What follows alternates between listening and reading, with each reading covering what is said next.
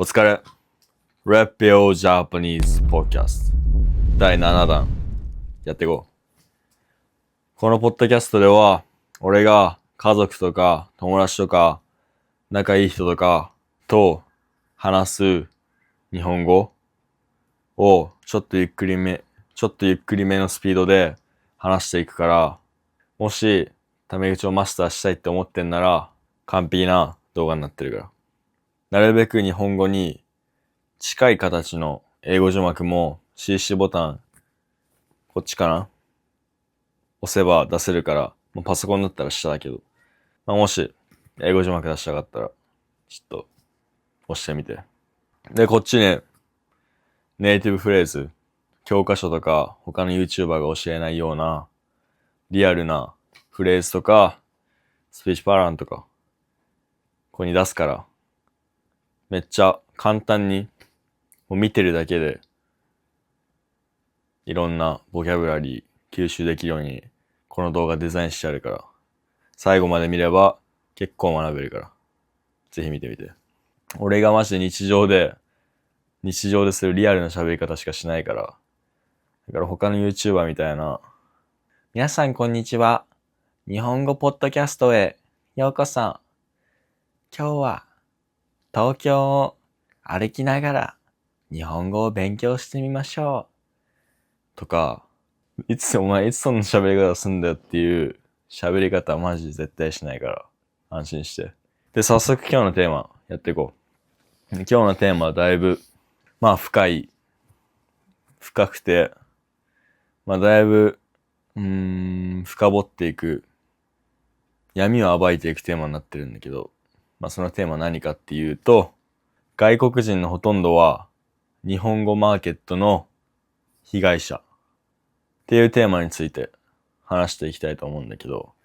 まず、これはどういうことなのかっていうのを、わかるように一から説明していくから、この前友達と外国人がいっぱい来る渋谷のバーに行ったんだけど、で国際交流しやすいよねっていうのが有名なバーだったんだけど、バーなんだけど、そこ行ったらね、スウェーデンの子がいたんよ。スウェーデンの子がいて、英語喋ってる時はもう普通にね、カジュアルな感じで、普通に英語喋る感じの人間らしい喋り方で話してたんだよ。そしたら、その子がいきなり、Oh, I speak Japanese とか言ってきて、マジでつって。そしたら、その子は、私は日本語を勉強しています。スウェーデン人です。英語はめちゃくちゃ、普通だったのに、日本語になった瞬間、別人っすかみたいな。教科書をそのまま音読してるんすかみたいな。日本語を喋ってきたわけよ。ちょっと予想してたけど、またか、みたいな。で、その子に、日本語どうやって勉強してんのって聞いたの。そしたら、学校で日本語勉強してるよって。日本の多分、日本語学校かな日本で行ってるんだけど、そこで勉強してるって言ってたんだよね。俺からするとそれはそうなるよなっていう話をね。普通に日本語学校が、教えてる日本語を日常で話すと、そういう風に聞こえちゃうっていうのやばくない？学校で習ったことを日常で話すと、ロボットになっちゃうって。やばくない？システムぶっ壊れてないこれ。で、俺の感覚的に、80% から 90% の外国人、日本語学んでる外国人は、この子みたいな喋り方してるんだよね。俺のコミュニティに入ってくる生徒さんも結構、それを直したくて入ってくる人も結構いてさ、グループコール週1でやるんだけど、そういう時に、まず、敬語しか喋れない。それ、やばくない普通に。敬語は、目上の人とか距離を置くために話す言語。で、タメ口は友達とか、その仲いい人と話すための言語。まあこれ後でもっと詳しく話すんだけど、その友達とかと話す、仲良くなるために話す言語を、話せないって普通にエグくない？距離を作るための敬語しか話せないって普通に考えて、何のために言語学んでんだろうってなっちゃうよね。でほとんどの学習者はこういう状態に陥ってるわけよ。そのスウェーデン人の子とか、俺の生徒さんがそうやって陥ってんのはその人たちのせいじゃなくて、シンプルに日本語マーケットがもう日本人も言わないような、もう古臭い、マジマニュアル通りではあるんだけど、もう超ロボット的な日本語を未だに教えてるっていう。それプラス、タメ口、心の言語を教えないっていう、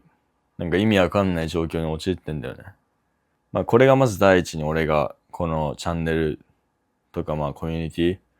始めた理由なんだけど、まあもしコミュニティ入りたかったらこの概要欄にあるから、今なら、コミュニティの一部のコースに無料でアクセスできるようになってるから、チェックしてみて。これやっていくうちに、この日本語を教えていくうちになんでこうなってんのかっていうのがだんだん見えてきたわけよね。だんだん見えてきて。原因、日本語のマーケット構造がこんなぶっ壊れてる原因っていうのは、第一に、多分、日本語ってめちゃくちゃ難しい言語じゃん。まあ、多分じゃなくて絶対なんだけど。普通に教えるのもむずいし、言葉で説明すん、英語で説明すんのもクソむずいんよ。そうなった時にさ、やっぱり、上級レベルまで行く人ってなかなかいないんだよね。だからそうなってくると、常にこのマーケットの構造上、90%、80%は多分初心者っていう構造が生まれると思うんだよね。まあ、80%初心者、まあ中級者、まあちょっと、で上級者マジで上位 1%、2% とか、そういうレベルなんだよね。日本語のマーケットで多分。そうなるとさ、まあこれはしょうがないことなんだけどさ、まあ、どのマーケットもそのミーハーっていうか、初心者がまあマジョリティで成り立ってるもんだと思うんだけど、どの、まあ、ビジネスっていうか、まあ、マーケットもそうなんだけど、そこで結構レベル高いことを話しても、初心者には難しすぎると。難しすぎて多分お金稼げないから、無難な、注文とかさ、無難な挨拶とかそういうことを教えようってなったんだろうね、多分。なんだろう、注文とかさ、道を聞いたり、なんかそういう、日常で起こりうる、まあ、その表面上の会話、はじめましてとか、なんか、こんにちは、私の名前は、とか、なんかさ、まあ、言わないようなことを教えるけど、そういうさ、会話って全部、日本人は敬語でするわけで、最初にまず敬語を教えようってなってるんだと思うんだけど、でも普通に考えて、俺らが学ぶのって、これも順番逆になってんの。俺らが先に学ぶのは敬語じゃなくて、タメ口だから。タメ口が核となって、その上にプラスで敬語。敬語しか教えないっていうのはまだいいとして、俺は良くないと思ってるけど、まだいいとしてね。まだ譲るよ。それプラス日本人が使わないようなことを教えまくってるわけよね。日本人が言わないような言い方とか。だから私の名前は〇〇ですとかさ、私の名前はリンですとか、この私とかも、まあ女は言うかもしんないよ。でも男は絶対、なかなか言わないからね。日常では。マジ多分メール書いてる時とか。そんくらい。マジでフォーマルな場面でしか私とか使わないし、男はね。でそれプラス、接続詞全部言わせたりね。日本人がどうやって喋ってるかとか、教えてないんだよね、全く。日本人がほぼ言わないようなことを教える、プラス、日本人の喋り方をなかなか教えない。90% 以上の多分 YouTuber とか教材はそうなんだよ。こういう日本語っていうのは間違ってないんだよ。正しいんだよ。昔は本当にみんなこうやって喋ってたのかもしんないよ。でもそれって何百年前の話って話で、俺のおばあちゃんですらこういう教科書みたいな話しないし、俺のおばあちゃんも70歳くらいだよ。でももう、その教科書みたいな喋り方しないよ。おばあちゃんですらだよ。普通にぶっ壊れてね。なんでまだそれを教えてんのって。なんでまだ新しくなってないのって話で。で、しかも教科書とかだけだったらわかるよ。なんでその言語学校、日本語の生のリアルな日本語教師がいる学校でそんなこと教えてんのっていう話やん。お前日本で生きてんだろって。お前よくそんな自分が絶対普段言わないようなことをそこで教えられるなって思っちゃうんだよね。もっと最悪なのがタメ口を教えてる人がもうほぼいないっていう状況。俺以外ね。この前なんかタメ口Casual Japanese Comprehensible Input Video っていう動画を見つけたんだけどね。多分俺が最初にやってて。多分誰かがパクったんかな。まあそれは別にいいんだけど。見つけてさ、それ見たんよ、その動画。あ、俺と同じことしてる。で、タイトルにカージョジャパニーズって書いてあんのに、その動画の中で余裕で敬語喋ってるっていうね。普通に、どんな嘘つきだよってな。嘘つきすぎるでしょ。カジュアルな日本語ってわけではないんだよね、別に。タメ口っていう種類があって、カジュアルな日本語っていうわけではなくて、タメ口っていう、もう全く敬語とは、教科書で習う日本語とは別のものなんだよね。でそれを英語にするとカージョジャパニーズってなっちゃうけど、英語はちょっと意味が変わっちゃうんだよね、それは。まあ、それは置いといて、タメ口を教えてる教材、人間、ほぼゼロ。大事なことを教えてる、日常生活で大事な言語を教えてる奴らほぼゼロ。その結果、そのスウェーデンの子とか、俺の生徒さんとか、お前もそうかもしんないよ。いろんな日本語学習者が、そういう状況に陥ってるってわけよ。その人たちは、そのせいで、リアルな日本語の喋り方わかんないから、もうマジで教科書みたいな喋り方しかできないし、敬語を最初になんかデフォルト的な感じで学んでるから、タメ口の喋り方わかんないし、まあ、そもそもタメ口を誰も教えてないからわかんないしっていうので。リアルな喋り方、タメ口が喋れないと、ただ教科書みたいに聞こえるだけじゃなくて、普通に人間関係苦しむよ。これがどういうことかっていうのをちょっと説明するわ。まず日本語って大雑把に分けて敬語とタメ口があるんよ。まずこのタメ口から話していこう。このタメ口、ほとんどの外国人、日本語学習者が学ばないこのタメ口は日本人が最初に学ぶ方ね。で、このタメ口は俺らが友達とか家族とか恋人とか仲いい人とか同い年の人とか距離が近い人と話す言語なんだよね。だから自然と心のガードが下がるっていうか感情表現もしやすい言語になってるわけよ。で、一方でこの敬語は社会に出てとかもう学校でとか先輩とか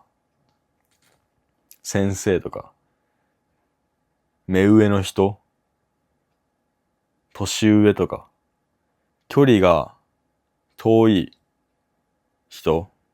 と話す言語なんだよね。その分心の距離を縮めるっていうことはマジでしにくいし、この言語で。クソたまにね、めちゃくちゃ上手い人がいるんだよ。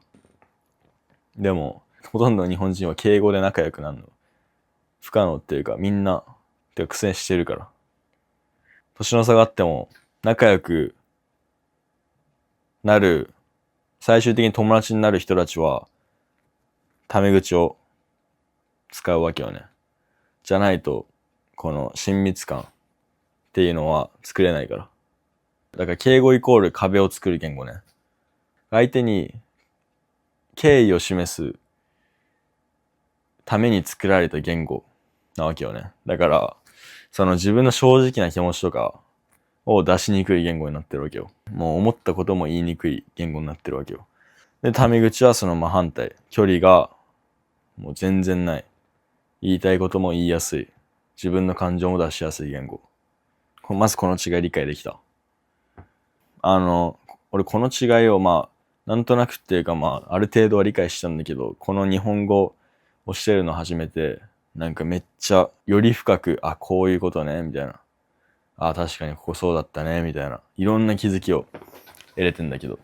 お母さんに一日中敬語で話してみたっていうドッキリ的な動画撮ったんだよ。お母さんでどういう反応をするかっていうのがメインの動画の趣旨だったんだけど、お母さんも他人みたい。なんで敬語で話してんの？めちゃくちゃなんか他人みたいなんだけどとか言ってきて、やっぱそうだよね。それ以上に衝撃的だったのが、こっち側の敬語喋ってる側の気持ちね。普段めちゃくちゃタメ口でしか喋んない人に対して、いきなり敬語で喋るってこんなにむずいんだっていうか、めちゃくちゃ壁を感じたわけよね。だから同じ人と喋ってんだよ。でも敬語に切り替えただけで、何この違和感っていうか、すっごいなんか自分で壁を作ってる感覚。敬語喋られる方も距離感じるし、喋る方も距離クソ感じるなってその時に気づいたんだよね。だから、日本語のマーケットが敬語しかお前に教えないとすんじゃん。で、お前は敬語しか喋れない。タメ口は喋れない。で、日本人と会います。で、その日本人に敬語を喋り続けます。で、もし日本人がお前にタメ口で話したとしても、お前が敬語を喋り続けることによって、その日本人はお前との距離をずっと感じてることになるよ。もう俺らの脳みそにその感覚は植え付けられてるから。でこれは日本で生まれ育ったやつなら全員持ってるから絶対。日本の教育受けて日本の文化で育ったなら絶対その感覚は持ってるから。で、それをすると友達できないよね。友達できてるって思っててもあっちは友達だと思ってないっていうなんか意味わかんない状況になっちゃうと思うんだよね。それって普通にやばくね？ここまでこの敬語、タメ口の違いを教えてる人いないでしょ。それにマジで問題があると思ってるよ。もう教えてなくていいけどね。俺の動画だけ見てればいいから。賞味。その人たちはもう何もしなくていい。俺のこと見つけたし、俺はもうリアルなことしか発信しないから、俺の動画だけ見てればいいんだけどね、賞味。他のやつなんて見なくていいけど、普通にやばいでしょっていう話。普通におかしいでしょ。普通にだって、日本に来た人の中で、この日本語教育システムのせいで不幸せになってる人って絶対一定数いるから。100% いるから。この外国人が寂しい思いしたりする問題あるじゃん。この敬語しか教えてない日本語マーケットが原因になってるっていうのをマジで、この説超濃厚だと思うよ。この日本語マーケット、他の人たちがタメ口を教えてない考えられる理由の一つとして、もう一個挙げられるのが、タメ口はだいぶニュアンスっていうか、文字通りの翻訳をしにくい言語なわけよね。だから俺めっちゃそのコミュニティ内とか、YouTube 上でもそうなんだけど、教えるときは、なるべくこの英語で The Bible of とか言うんだよね。この接続詞とか使う使わないとか、Casual Speech Parlance を使う使わないとかだけでめちゃくちゃニュアンスが変わってくるわけよ。で、このニュアンスを説明するのって教科書じゃ結構難しいし、ビジネスとか、敬語しか喋ってない人友達いない人とか結構難しいし、英語喋って、英語で友達と喋る感覚っていうのがない人は結構むずいのかもしれないね、この説明をするのは。It's all about the vibe. だから結構その雰囲気、感情とか、あと空気を読むとか、そういうのが結構関係してくるね、タメ口は。だから、セオリーはまあ通用するんだけど、時には、セオリーじゃない感覚で、教えなきゃいけない時があるんだよね、タメ口って。そこがめちゃくちゃむずいから、まあだから教えてないっていうのもあると思う。でも俺は、タメ口をなるべくみんなにマスターしてほしいから、頑張って教えてるんだけど、まあ YouTube でこうやってね、このスクリーンに出して教えてたりするし、俺のプログラム、コミュニティはもっとやばい。もっと深く教えてるから。まあ、損はしないと思うよ、普通に。結論、なんでお前とか日本語学習者が被害者なのかっていうのは、まあもう普通にわかると思うんだけど、マーケットがまあ、正しいんだけど、まあだいぶロボット的な日本語、何百年前、300年前、200年前は喋られてたかもしれない日本語、でも今は使われてない日本語を教え続けてる。それだけに限らず他のクリエイターとか先生とかデュオリンゴとかそういう人、アプリとかが同じようなことを教え続けてる。結果、リアルな日本語を学ぶのが難しい状態になってるわけよね。俺みたいなチャンネルに行き着くのって多分めちゃくちゃこうって結構ね、本当に運が必要だよね。俺がもっとでかくなれば、もっと救える人が増えるから、まあそれはマジで嬉しいんだけど、まあだからコメントとかさ、いいねとかして、もっと救える人を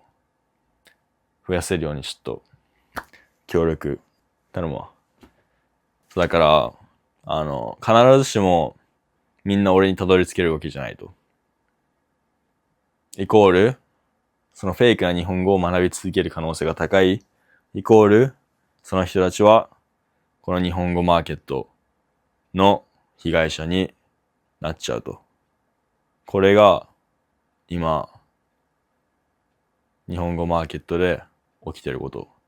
これが外国人が日本語マーケットの被害者っていう理由ね。俺が最後に伝えたいのは、お前はもう俺を見つけたじゃん。だから、俺のチャンネルを見続けたり、リアルな日本語から日本語学べばいいだけだから。簡単だよ、もう。ソリューション。解決策は簡単。だから日本語は正しさよりも人間らしさっていうのが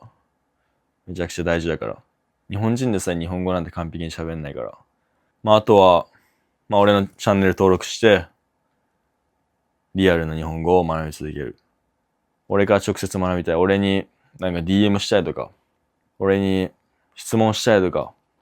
もっとステップバイステップのコース欲しいとか、タメ口を喋れるようになりたいけど、タメ口勉強するの難しいって思ってんなら、俺プログラム作ったから、今なら、ファンデーションコースに無料でアクセスできるようになってるから、もし興味あったら、今は無料だからね。無料で、コミュニティにもアクセスできるし、ファンデーションコースにもアクセスできるし、まあグループコールにも入れるようになってると思うから。まあ無料で、リスクなしで普通に入れるようになってるから。っていうか、普通にタメ口マスターしたいなら。この Rap You Podcast ももっとどんどんやっていくから、なんか喋ってほしいことあったら、コメント欄で教えてよ。じゃあまた次の動画で会おう。お疲れ。